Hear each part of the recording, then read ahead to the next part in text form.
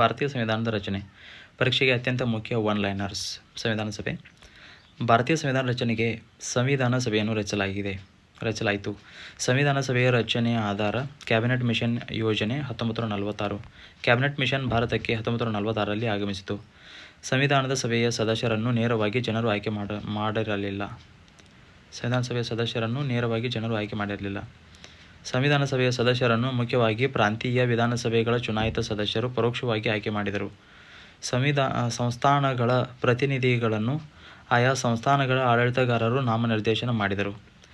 ಸಂವಿಧಾನ ಸಭೆಯ ಮೂಲ ಸದಸ್ಯರ ಸಂಖ್ಯೆ 389. ವಿಭಜನೆಯ ನಂತರ ಸಂವಿಧಾನ ಸಭೆಯ ಸದಸ್ಯರ ಸಂಖ್ಯೆ 299. ಸಂವಿಧಾನ ಸಭೆಯ ಮೊದಲ ಸಭೆ 9 ಡಿಸೆಂಬರ್ 1946. ಸಂವಿಧಾನ ಸಭೆಯ ಮೊದಲ ಸಭೆ ನವದೆಹಲಿ ಸಂವಿಧಾನ ಸಭಾಭವನದಲ್ಲಿ ನಡೆಯಿತು. ಸಂವಿಧಾನ ಸಭೆಯ ತಾತ್ಕಾಲಿಕ ಅಧ್ಯಕ್ಷರು ಡಾಕ್ಟರ್ ಸಚ್ಚಿದಾನಂದ ಸಿನ್ಹಾ. ಸಂವಿಧಾನ ಸಭೆಯ ಶಾಶ್ವತ ಅಧ್ಯಕ್ಷರು ಡಾಕ್ಟರ್ ರಾಜೇಂದ್ರ ಪ್ರಸಾದ್ ಅವರು 11 ಡಿಸೆಂಬರ್ 1946ರಂದು ಅಧ್ಯಕ್ಷರಾಗಿ ಆಯ್ಕೆಯಾದರು. ಸಂವಿಧಾನ ಸಭೆಯ ಉಪಾಧ್ಯಕ್ಷರು ಎಚ್ ಸಿ ಮುಖರ್ಜಿ. ಸಂವಿಧಾನ ಸಭೆಯ ಸಂವಿಧಾನ ಸಲಹೆಗಾರರು ಬಿ ಎನ್ ರಾವ್. ಉದ್ದೇಶ ನಿರ್ಣಯ. ಜವಾಹರ್ಲಾಲ್ ಅವರು ಆಬ್ಜೆಕ್ಟಿವ್ಸ್ ರೆಸಲ್ಯೂಷನ್ ಅನ್ನು ಮಂಡಿಸಿದರು. ಆಬ್ಜೆಕ್ಟಿವ್ ರೆಸಲ್ಯೂಷನ್ ಅನ್ನು 13 ಡಿಸೆಂಬರ್ 1946ರಂದು ಮಂಡಿಸಲಾಯಿತು. ಆಬ್ಜೆಕ್ಟಿವ್ಸ್ ರೆಸಲ್ಯೂಷನ್ ಅನ್ನು 22 ಜನವರಿ 1947ರಂದು ಅಂಗೀಕರಿಸಲಾಯಿತು. ಆಬ್ಜೆಕ್ಟಿವ್ಸ್ ರೆಸಲ್ಯೂಷನ್ ಮುಂದೆ ಭಾರತೀಯ ಸಂವಿಧಾನದ ಪ್ರಸ್ತಾವನೆಗೆ ಆಧಾರವಾಯಿತು. ಕರಡು ಸಮಿತಿ ರಚನೆಯಾದ ದಿನ 29 ಆಗಸ್ಟ್ 1947. Drafting committee. ಕರಡು ಸಮಿತಿ ಅಧ್ಯಕ್ಷರು doctor B R Ambedkar. Doctor B R Ambedkar ಅವರನ್ನು ಭಾರತೀಯ ಸಂವಿಧಾನ ಶಿಲ್ಪಿ ಎಂದು ಕರೆಯಲಾಗುತ್ತದೆ. ಕರಡು ಸಮಿತಿಯಲ್ಲಿ ಆರಂಭದಲ್ಲಿ 7 ಸದಸ್ಯರಿದ್ದರು. ಕರಡು ಸಮಿತಿಯ ಪ್ರಮುಖ ಸದಸ್ಯರಲ್ಲಿ ಕೆ ಎಂ ಮುನ್ಷಿ, ಅಲ್ಲಾಡಿ ಕೃಷ್ಣಸ್ವಾಮಿ ಅಯ್ಯರ್, ಎನ್ ಗೋಪಾಲಸ್ವಾಮಿ ಅಯ್ಯಂಗಾರ್ ಮುಂತಾದವರು ಇದ್ದರು. ಬಿ ಎಲ್ ಮಿಟ್ಟರ್ ಅವರ ಸ್ಥಾನಕ್ಕೆ ಎನ್ ಮಾಧವರಾವ್ ಬಂದರು. ಡಿ ಪಿ ಖೈತಾನ್ ನಿಧನದ ನಂತರ ಅವರ ಸ್ಥಾನಕ್ಕೆ ಟಿ ಟಿ ಕೃಷ್ಣಮಾಚಾರಿ ಬಂದರು. ಸಂವಿಧಾನ ರಚನೆಗೆ ಬೇಕಾದ ಸಮಯ. ಸಂವಿಧಾನ ರಚನೆಗೆ ಒಟ್ಟು 2 ವರ್ಷ 11 ತಿಂಗಳು 18 ದಿನಗಳು ಬೇಕಾಯಿತು.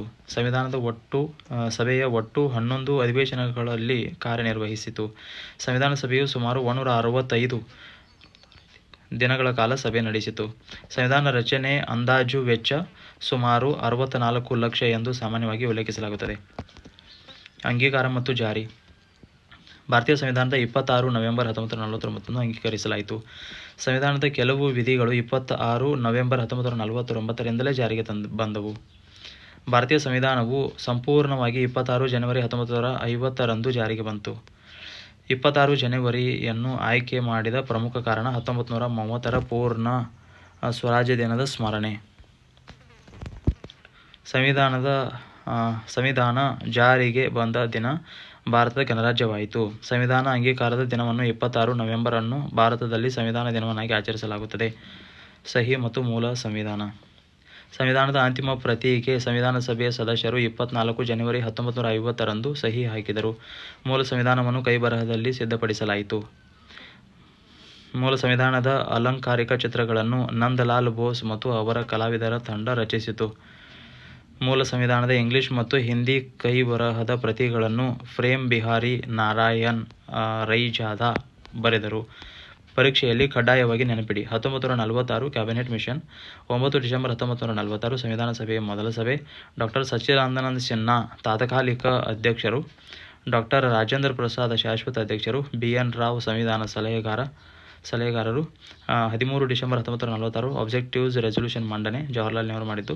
22 ಜನವರಿ 1947 ಆಬ್ಜೆಕ್ಟಿವ್ಸ್ ರೆಸಲ್ಯೂಷನ್ ಅಂಗೀಕಾರ ಆಯಿತು.